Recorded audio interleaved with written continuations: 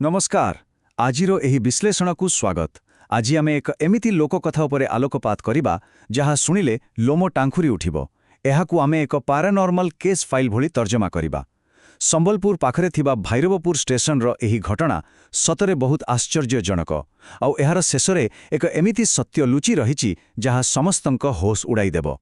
केबे भाबिछन्ति कौन गोटिए ट्रेन सीधा सड़क अतीतर से ही अंधकार भीतर को जाई परिबो? एही प्रश्नटी टिके अजीब लागुथिबो निश्चय, किंतु आजिर आलोचना आरंभ करिबा पूर्वरु एही कथाटी मुंडरे रखिबा निहाती दरकार। एही कहानी केवल गोटिए भंगा ददरा स्टेशनर नुहे, एहा समय एवं अंधकारर एक भयंकर खेल। विभाग 1 भैरवपुर से ही कला सुड़ंग। प्रथमे आसंतु एही किंबदंतीर मूल कथाटाकु बुझिबा। संबलपुर निकटरे अवस्थित एही भैरवपुर स्टेशन को नहीं गोटिए कथा बहुत प्रचलित अछि, जोउतिपाई गाँ लोके सेठाकु जीवाकु बहुत डरंती।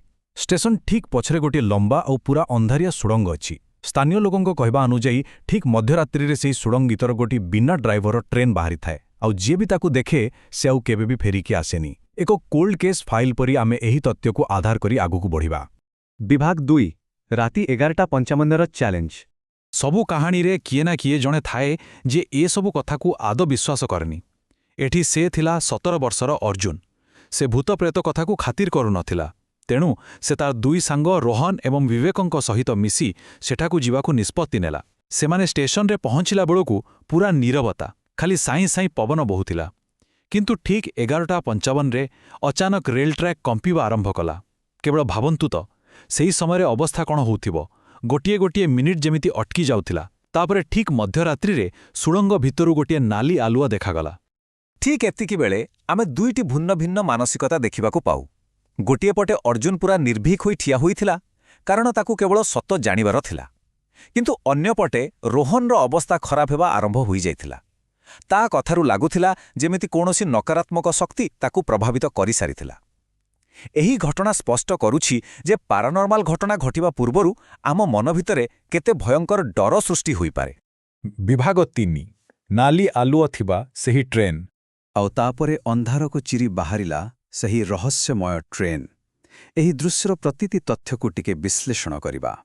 सुड़ंग भितरु असुथिबा सही नाली आलुओ एवं ट्रेनर सही पुरुणा कला रंगर ढांचा परिवेशकु आहुरी भयंकर करि देउथिला।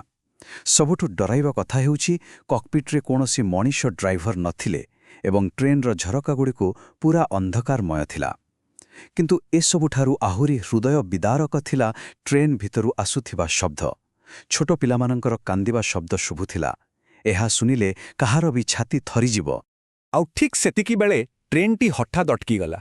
केही किछि बुझिबा आगरु बिना निर्देशरे ट्रेनर द्वार आपे आपे खोलीगला। गोटिए जोरदार ची ई ई इक शब्द हेला, जहा सेठाकार सुनसान नीरवताकू एकदम भांगी देला। एमिति एक दृश्य एवं शब्दर मिश्रण जे कोनोसी मनुष्यकू सही जगार ही स्थाणु करिदेबो। विभाग 4 रहस्यमय वृद्ध एवं छाई। एही केस फाइलर सबुठो गुरुत्वपूर्ण अंश एबे आसुछि। द्वार खोलिबा मात्रे सेही बिना ड्राइवर ट्रेनरु गोटिए अजब आकृति बाहरिला। जणे रहस्यमय वृद्ध। तांकर शारीरिक गठन विषय सुनिले आश्चर्य लागिबो। तांको आखि दुईटी संपूर्ण धला थिला, सेतरे जेमिति किछि जीवन ही नथिला। से बहुत धीर एवं शांत स्वररे कथा कहउथिले, किंतु सबुठु खराब थिला तांकर हस।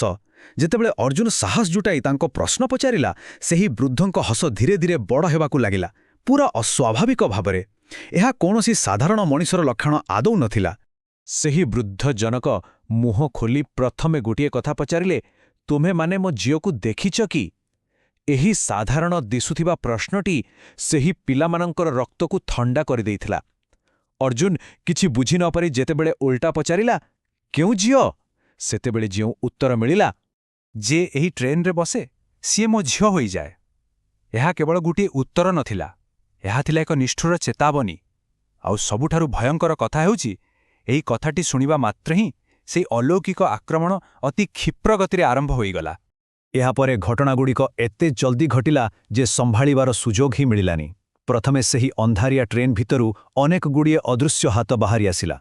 तापरे सेमाने निर्दय भावरे विवेककु भितरकु टाणी नेले। अर्जुन आउ रोहन निज सांगकु बंचाइबा पई प्राणपणे चेष्टा कले, किंतु सेही अलौकिक हाथगुड़िक आगरे सेमाने संपूर्ण असहाय थिले। विवेकर सेही बंचाओ चित्कार सुनसान रातिकु थराई देइथिला। ଆଉ ତାପରେ ଟ୍ରେନ୍ ଭିତରେ ଥିବା ସମସ୍ତ ଛାଇ ଯେମିତି ଏକାଠି ମିଶି ଗୋଟିଏ ସ୍ୱରରେ କହିଲେ, ବର୍ତ୍ତମାନ ଏ ହାମର, ଥରେ କଳ୍ପନା କରନ୍ତୁ ସେ ମୁହୂର୍ତ୍ତଟା। ଏହି ଶବ୍ଦଗୁଡ଼ିକ ଶୁଭିବା ପରେ ଟ୍ରେନ୍ର କବାଟ ସବୁଦିନ ପାଇଁ ବନ୍ଦ ହେଲା ଏବଂ ଟ୍ରେନ୍ଟି ପୁଣି ଥରେ ସେ କଳା ସୁଡ଼ଙ୍ଗ ଭିତରକୁ ଫେରିଗଲା।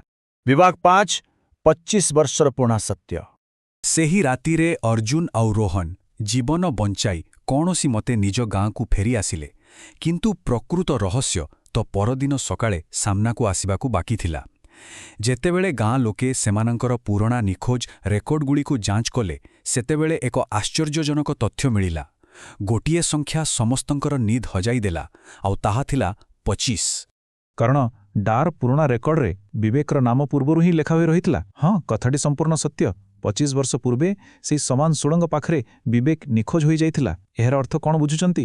ଅର୍ଜୁନ ଏବଂ ରୋହନଙ୍କ ସହ ଯିଏ ସେଦିନ ଷ୍ଟେସନକୁ ଯାଇଥିଲା, ସେ ପ୍ରକୃତିରେ କିଏ ଥିଲା? ସେ ତ ଆଗରୁ ହିଁ ସେହି ଅନ୍ଧକାରର ଅଂଶ ଥିଲା। ଏହି ଗୋଟିଏ ତଥ୍ୟ ପୁରା ଘଟଣାର ଦୃଷ୍ଟିକୋଣକୁ ସମ୍ପୂର୍ଣ୍ଣ ରୂପେ ବଦଳାଇ ଦେଉଛି। ଏହି ଛାତିଥରା ଘଟଣା ପରେ ଅର୍ଜୁନା ଆଉ କେବେ ବି ରାତିରେ ଘରୁ ବାହାରକୁ ଗଲାନି। ଆଉ ଶେଷରେ ମନରେ ଗୋଟିଏ ପ୍ରଶ୍ନ ରହିଯାଉଛି। କୁହାଯାଏ ଯେ ଆଜି ବି ଯଦି କେହି ରାତି 12ଟା ବେଳେ ସେହି ସୁଡ଼ଙ୍ଗ ପାଖକୁ ଯାଏ, ତେବେ ବହୁ ଦୂରରୁ ଟ୍ରେନ୍ର ସେହି ଭୟାନକ ହୁଇସିଲ୍ ଶୁଭିଥାଏ।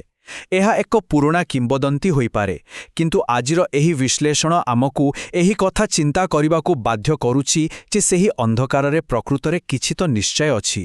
ଭୈରବପୁର ଷ୍ଟେସନର ସେହି କଳା ସୁଡ଼ଙ୍ଗ ଆଜି ବି ଅନେକ ପ୍ରଶ୍ନର କେନ୍ଦ୍ରବିନ୍ଦୁ ହୋଇ ରହିଛି।